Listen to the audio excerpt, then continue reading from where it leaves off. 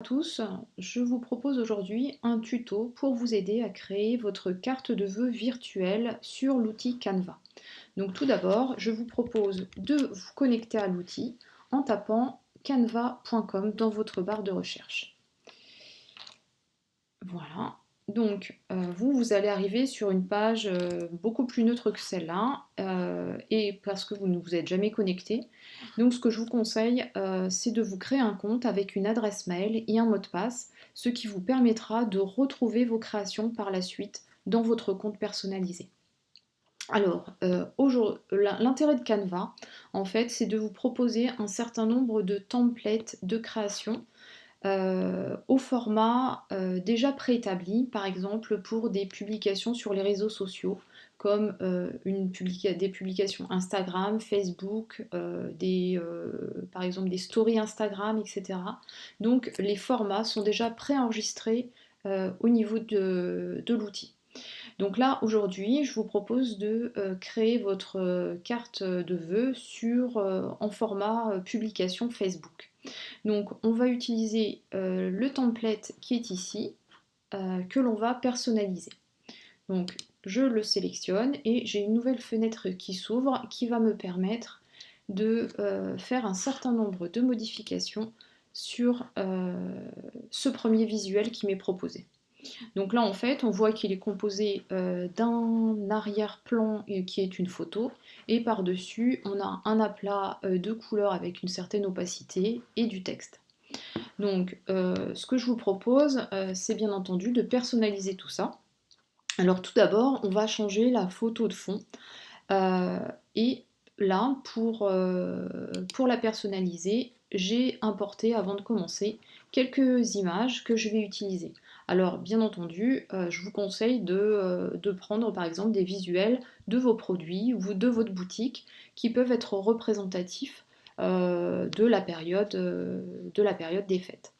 Donc, et à ce moment-là, vous importez ces images, ces visuels, en cliquant ici. Vous sélectionnez vos fichiers dans votre navigateur gestionnaire de fichiers et vous importez vos propres images. Donc c'est ce que j'ai fait en préparation de ce tuto. Donc moi je vais utiliser ce visuel là de sapin, de gâteau en forme de sapin, que je vais glisser pour changer le fond que j'avais antérieurement. Alors là, le premier, premier visuel là est pas top parce qu'en fait, finalement, je ne vois pas tout à fait mes sapins. Donc j'ai double-cliqué sur mon visuel et je l'ai recadré juste en le déplaçant, comme ceci. Donc là, il était comme ça, et là, je l'ai recalé plutôt de ce côté-là pour mieux voir mon visuel de sapin. Donc je reclique en dehors de ma fenêtre. Et là, en fait, autre petit problème pour moi, c'est que la plate couleur est beaucoup trop opaque et donc ne laisse pas assez passer le visuel de l'arrière-plan. Donc pour ça, je vais gérer l'opacité de cet aplat de couleur. Donc ici, la transparence, qui est actuellement à 100%, et que je vais régler par exemple à 70%. Voilà, donc comme ça, je vois bien mes gâteaux sapins en dessous. Alors maintenant, on va se focaliser sur le texte et sur la police utilisée pour le texte. Parce que là, je trouve que c'est un petit peu trop raide, donc moi je vous propose de la changer et de passer plutôt sur une police un petit peu plus dynamique. Plus dynamique. Donc par exemple, on va utiliser... Alors ici, en cliquant ici, vous avez beaucoup de polices qui vous sont proposées. Alors dans Canva, tous les éléments où il y a la petite couronne comme ça, ce sont des éléments qui sont uniquement accessibles si vous utilisez la formule payante de Canva. Donc là, moi ce que je vais utiliser, c'est cette police-là, Caution Script, donc qui est gratuite. Voilà, je la sélectionne et automatiquement mon texte s'est mis dans cette police. Voilà pour ça. Au niveau de la police du haut, c'est pareil, je vais un petit peu la modifier parce que je la trouve un peu trop simple. Et là, je vais passer sur une autre police qui s'appelle Lilac Medium, qui me semble un peu plus adaptée pour mon visuel. Alors, au niveau des couleurs, là aussi, je vais pouvoir personnaliser. Là, par défaut, j'avais la couleur de départ, mais moi, je vais vouloir quelque chose d'un peu plus punchy par rapport aux couleurs déjà existantes dans ma photo. Donc là, notamment, pardon, vous avez un certain nombre de couleurs qui sont déjà présentes sur la photo que vous pouvez réutiliser.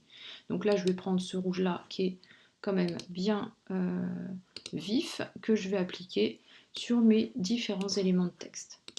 Voilà, comme ceci, ainsi que sur celui du bas. Sur celui du bas, je réutilise aussi ma fameuse fonte Lilac Medium. Et par contre, là, au niveau du texte, je vais changer le texte parce que, franchement, pour ma pâtisserie, que tous vos rêves et vos souhaits de Noël se réalisent, c'est pas forcément le message que je souhaite passer. Donc là, je vais plutôt saisir, donc joyeux Noël et bonne année, de la part de la pâtisserie du moulin qui reste à votre service pendant les fêtes de fin d'année. Donc là, ça vous permet en même temps de passer votre petit message de fin d'année.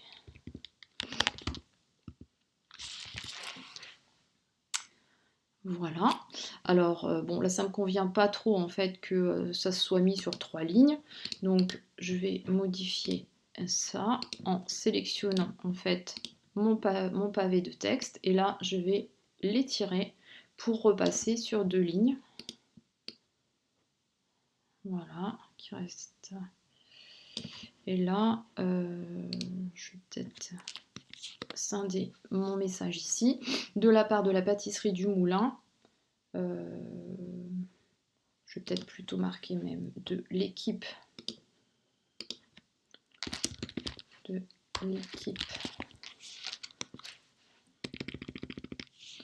la pâtisserie du moulin, qui reste à votre service pendant les fêtes de fin d'année. Voilà, donc là ça me va beaucoup mieux. Par contre, je vais peut-être mettre le texte plutôt en gras.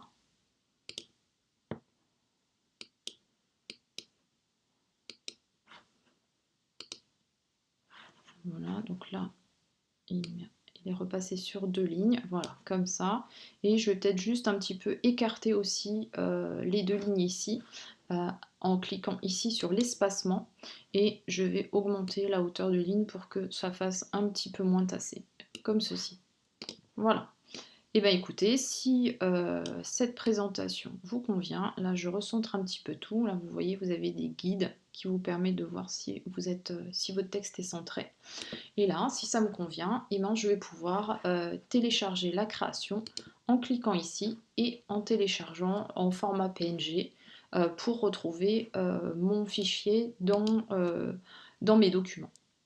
Alors ce que je vous propose ensuite là, c'est d'aller un petit peu plus loin dans la personnalisation et juste d'ajouter une petite animation à votre carte virtuelle pour qu'elle soit un peu plus dynamique. Donc là, je vais vous proposer de repartir exactement du même modèle, de la dupliquer pour ne pas perdre ma première version, et de venir y ajouter par exemple une pluie d'étoiles. Donc là, je vais aller sur les éléments qui se trouvent ici, je clique sur éléments, et je vais chercher par exemple étoile animée. Voilà. Et là, je trouve ma fameuse pluie d'étoiles que j'avais repérée tout à l'heure. Et en un clic, la pluie d'étoiles vient s'appliquer sur ma création. Donc, je vais la recentrer, la remettre correctement. Voilà. Et je vais la faire s'arrêter en bas de mon cadre. Voilà, comme ça. Et je la recentre. Voilà. Et voilà, là j'ai mon résultat. Voilà. vois d'un peu plus loin. Et là, j'ai mon résultat qui me semble vraiment sympathique et qui donne un aspect un peu plus vivant.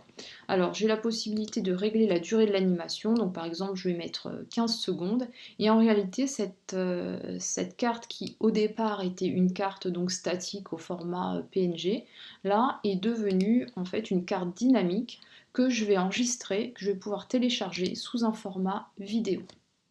Voilà, donc là vous sélectionnez vidéo MP4 et vous téléchargez. Et donc, que ce soit la carte statique ou la carte animée, est prête à être insérée dans votre publication Facebook. Alors là, c'était un premier exemple.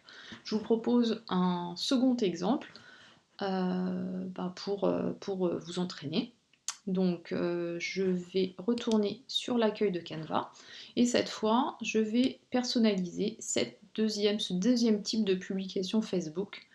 Donc je la sélectionne. Et là en fait on voit que cette publication est composée à gauche d'une partie photo et à droite du texte. Donc pour cette création, moi je vais revenir sur mes fichiers importés. Donc là on va être peut-être plutôt sur, mettons, une boutique de décoration qui propose des petits objets plutôt cocooning. Donc voilà, j'ai choisi ce visuel. Alors là ça m'arrange pas puisque le cœur est à droite, il faudrait plutôt qu'il soit à gauche. Donc grâce à la fonction retourner de façon horizontale, ça me permet de retourner l'image et que du coup elle soit dans le bon sens par rapport à ma création. Donc je ne vais plus avoir cette image de boule, mais en fait je vais agrandir mon cœur lumineux comme ceci et je vais le mettre en arrière-plan pour que mon texte réapparaisse au-dessus.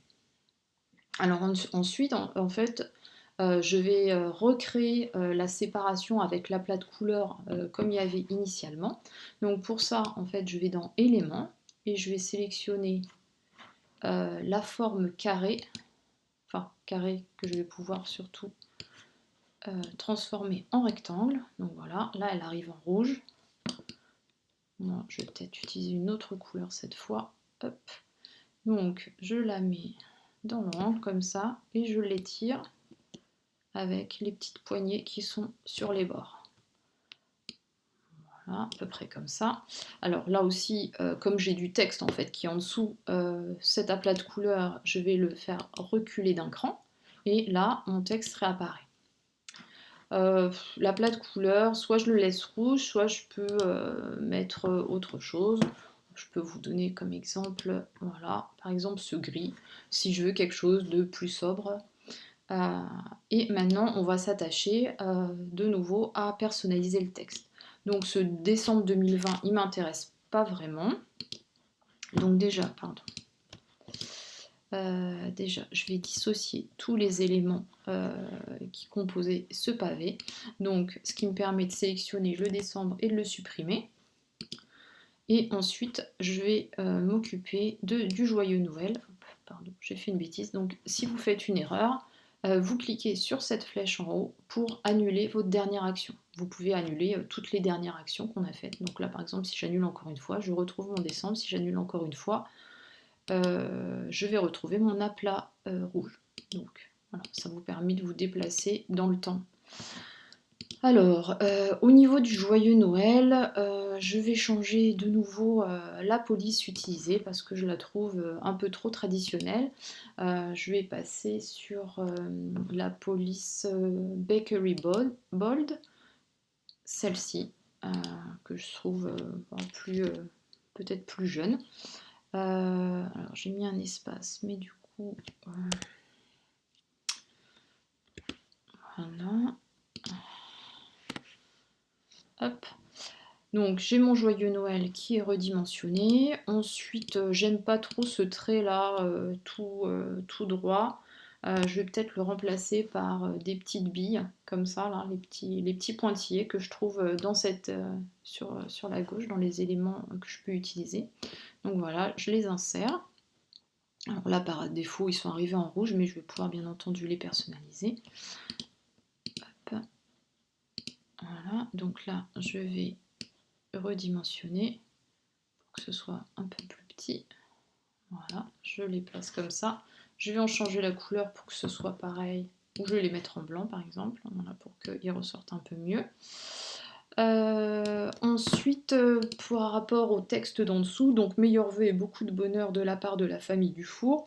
Bon, nous forcément, on va pas mettre ce texte-là, on va mettre de la part de. Là, vous mettez le nom de votre boutique. Donc, ça va être par exemple ici Décolove Paris, par exemple. Voilà. Et en termes de police et de dimension, il va falloir aussi que je change un peu tout ça.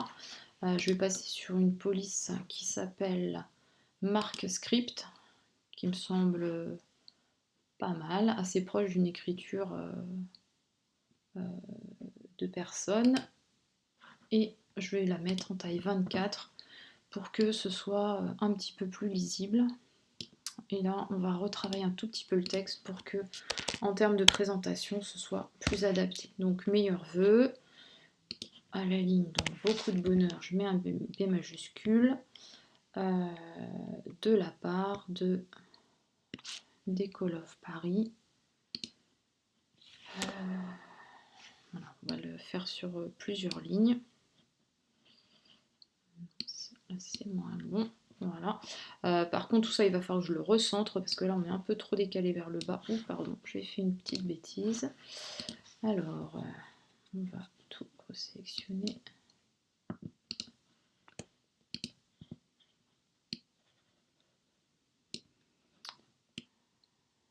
Alors, en fait, là, j'ai de nouveau mes guides qui me permettent de rester bien centré, de bien centrer mes différents éléments. Donc là, c'est pas mal. Et les meilleurs vœux ici. Voilà. Donc là, vous avez un deuxième exemple en fait de carte de vœux virtuelle que vous avez entièrement personnalisée aux couleurs avec la photo qui correspond à votre commerce. Donc là aussi, je vais vous proposer une version dynamique de cette carte de vœux.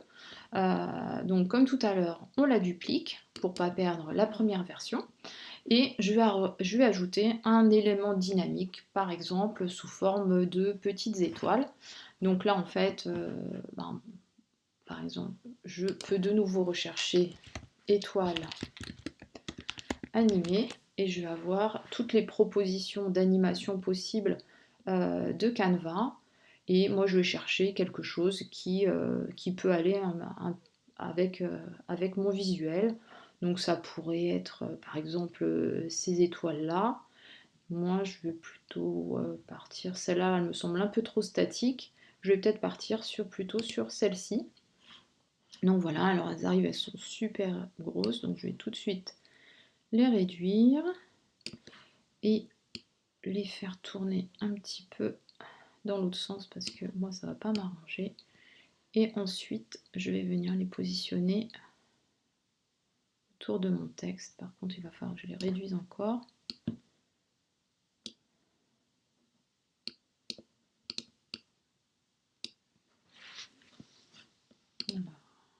Voilà. C'est encore trop gros. Hop. Là, c'est déjà mieux. Donc, je les déplace un tout petit peu. Là, je vais faire un copier. Donc, CTRL-C, CTRL-V, coller pour en mettre un deuxième exemplaire plutôt vers le bas, comme ça. Voilà. Et là, vous avez votre carte, votre deuxième carte dynamique qui est créée. Là encore, vous pouvez la télécharger, enfin régler le temps de l'animation ici. Donc là, en mettant par exemple 15 secondes. Voilà. Et ensuite, télécharger votre carte animée au format MP4. Donc ici. Alors par contre, il faut que vous sélectionnez bien entendu la deuxième page parce que c'est celle-ci en fait qui est animé. Et vous sélectionnez sur terminer et vous allez récupérer ensuite votre fichier que vous allez pouvoir directement intégrer sur vos réseaux sociaux ou dans votre campagne d'emailing. Voilà, bah écoutez, ce tuto est terminé. J'espère qu'il vous a été utile et que vous allez pouvoir créer pour votre commerce de superbes cartes virtuelles, dynamiques ou statiques, selon votre choix. Merci beaucoup pour votre écoute et à très bientôt. Au revoir.